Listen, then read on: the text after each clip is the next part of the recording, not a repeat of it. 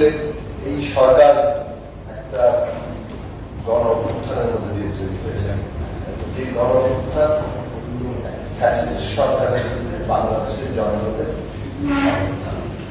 এখানে ছাত্রদের একটা অগ্রণী ভূমিকা ছিল, বিশেষ করে জুলাই আগস্টের প্রেক্ষাপটে 15 বছরে আমি বলবো যে 15 বছরের একটা আন্দোলন ছিল। বিশেষ করে 2011 সালে যখন পঞ্চদশ সংশোধনী হয়, তারপর থেকেই সরকারের একটা ইন্টেনশন, তার গতিপ্রকৃতি ঠিক হয়ে গেছে, কোন দিকে যেতে যাচ্ছে, এবং সেটা 14 সালে এসে প্রতিষ্ঠিত হয়ে গেছে যে এরা একদলীয় একটা ফ্যাসিস্ট শাসনের দিকে যাচ্ছে, পুরোটা কবজা করবে। 18 সালে চেষ্টা করা হয়েছিল যে ইলেকট্রাল সিস্টেমের মধ্যেই আবার ধাক্কাধাক্কি করে কোথাও সুযোগ আছে, তাকে ন্যূনতম কোনো সুযোগ নেয়। মধ্যরাত্রে ভোট ডাকাতি করে মোটামুটি অপোজিশনকে হাতে হারিকে ধরিয়ে দেওয়া যায় বলে সেটা করেছে। বিএনপির মন্ত্রণালয়কে 6টি সিট করে দিয়েছে। এটা আপনি বলতে পারেন কত নেতা জামানত বাজার করেছে, সেটা দেখে তো একটা বিস্ময়কর ব্যাপার লাগে, তাই না? এটা একটা নির্বাচন তারা করেছে, তার ফলে যে জায়গাটাতে উপলব্ধিগত জায়গায় এসছে যে বাংলাদেশে আর একটি নির্বাচন এই ব্যবস্থা টিকিয়ে রাখতে হবে। এখন 18 সালের আগ পর্যন্ত বাংলাদেশের যে শাসন, স্পেশালি 2009 সাল থেকে আওয়ামী লীগ, 2010 সালের আগ পর্যন্ত যে বাংলাদেশের শাসন ব্যবস্থা, তার তো অংশীদার বিএনপি ছিল। ভালো মন্দ সবকিছু তাদেরও আছে, এবং আমরা দুধের নহর বইয়ে গিয়েছিল, তা বলা যাবে ইলেকশন নিয়ে নানা ধরনের সংকট বিএনপি আমল হয়ে গেছে।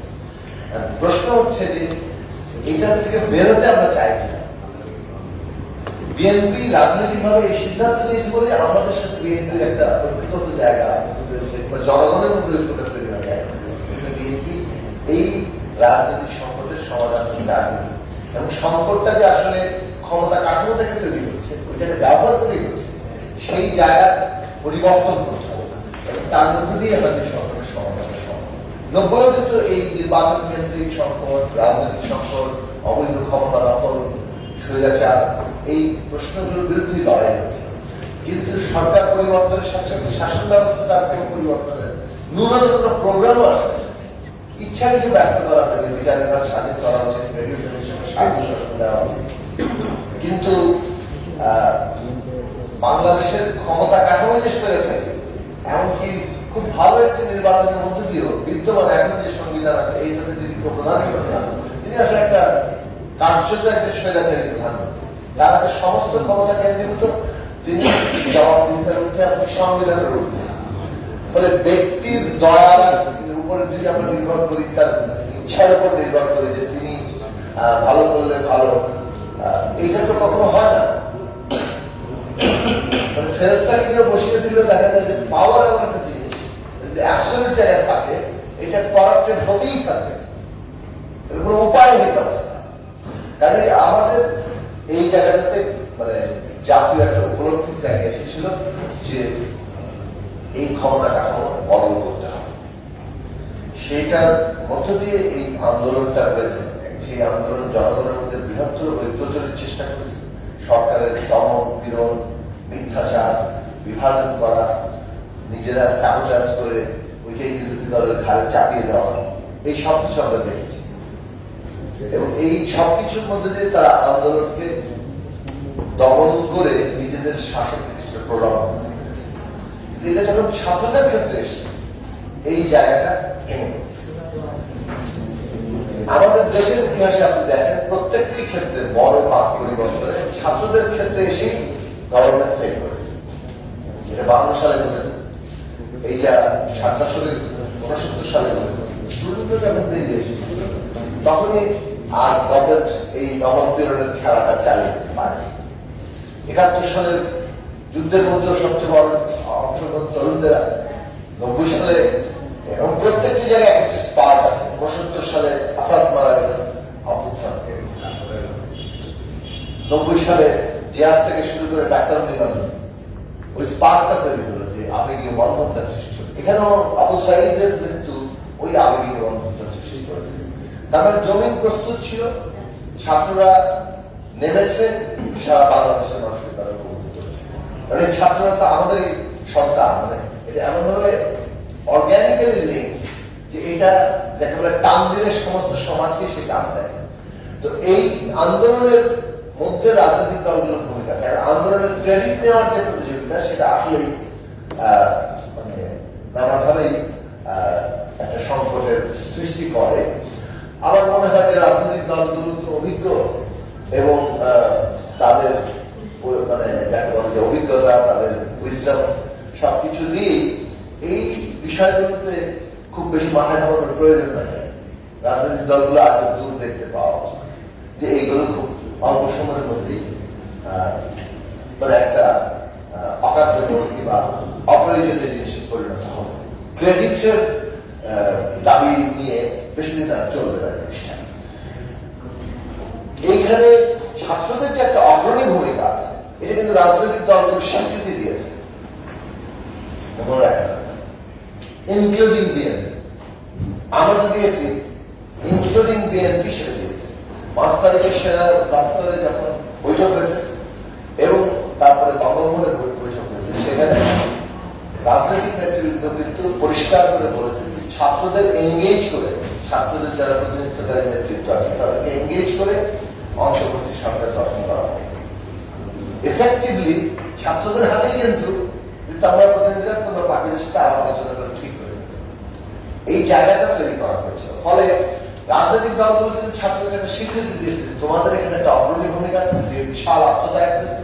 তাহলে আমরা আশা করি তোমরা এই অন্তর্বর্তী সরকারটাকে এগিয়ে যাও, আমাদের সমর্থন আছে, প্রয়োজনীয় আলাপ আলোচনা করে নিয়ে এই ঐক্যের জায়গাটা এবং তরুণদেরকে একটা যে তাদের কৃতিত্বকেও একটা সামনে নিয়ে যাওয়া, সেটা রাজনৈতিক দলগুলো করেছে। আজকে এই অপ্রয়োজনীয় বিতর্কতে তৈরি হচ্ছে যে বিশেষত ক্লেম নিয়ে, সেটা ক্ষতিকর, মানে আমি মনে করি বেশি ঠিক, মানে এটার কোনো এফেক্ট থাকবে না। এখন এই কারণে আমি এই কথাগুলো বললাম যে সরকারটা শেষ পর্যন্ত আমাদের সরকার এবং এটা আমাদের প্রতিপক্ষ সরকার, মানে এটার সাথে আমাদের প্রতিদ্বন্দ্বিতা করা যায়। হ্যাঁ, ছাত্রদের রাজনীতি করার প্রশ্নটা এসেছে, ছাত্রদের রাজনীতি করার অধিকার, মানে ছাত্র প্রতিনিধি যারা আছেন তার মধ্যে যদি পলিটিক্স করতে চান, পলিটিক্যাল পার্টি করতে চান, সেটা কিন্তু তাদের অধিকার আছে, কিন্তু ক্ষমতায় করা সেটা ঠিক হবে না।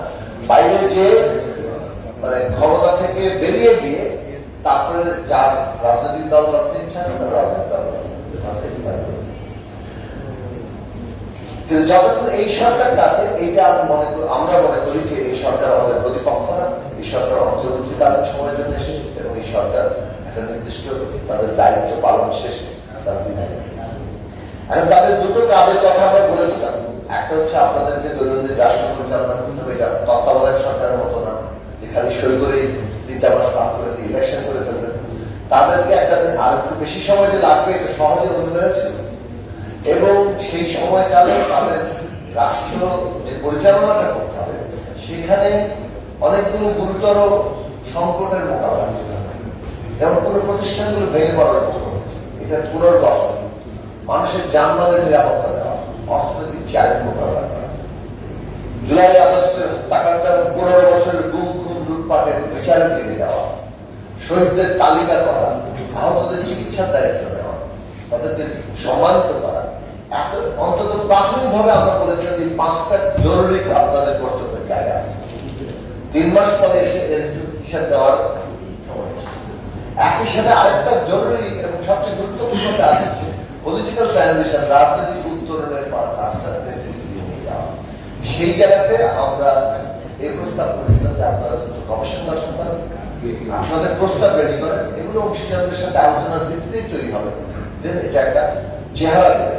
কেননা সংস্কারটা একটা বায়বীয়, যে যার জায়গা থেকে সংস্কারের কথা বলছে, এটার তো একটা কমন মিনিমাম জায়গা তৈরি হতে হবে, কোন সংস্কারটা আমরা এই মুহূর্তে করতে পারছি। ফলে কমিশন গঠনের প্রস্তাবটা আপনারা গ্রহণ করেছেন, সেটা কাজ করছে, ততটুকু সময়টা আমাদের দিতে হবে। একটা বড় সমস্যা কমিশনের সিদ্ধান্তের ক্ষেত্রে আমরা দেখি, সেটা হচ্ছে তারা পলিটিক্যাল পার্টি সহ অন্যান্য অংশীদারদের কাছ থেকে তাদের বক্তব্য লিখিতভাবে নানাভাবে সংগ্রহ করছেন, কিন্তু যেটা দরকার সেটা হচ্ছে তাদের সাথে আলাপ আলোচনা করেই কমন মিনিমাম সংস্কারের প্রস্তাব তৈরি করা। সেটা না করলে তাদের প্রস্তাবের ভিত্তিতে যখন পলিটিক্যাল পার্টির সাথে আবার আলোচনা শুরু হবে, এটা একটা বড় ধরনের গ্যাপ তৈরি করতে পারে, যে গ্যাপটা আরো মানে সময়কে মানে সংক্ষেপক ভাবে সময়টাকে বাড়িয়ে দিতে। কিন্তু দৈনন্দিন রাষ্ট্র পরিচালনার যে মানে জায়গা, সেখানে আমরা সরকারের অনেকগুলো সংকটের জায়গা দিয়েছি। এই কথাটা একটা যখন আমরা বলি তখন এই সরকার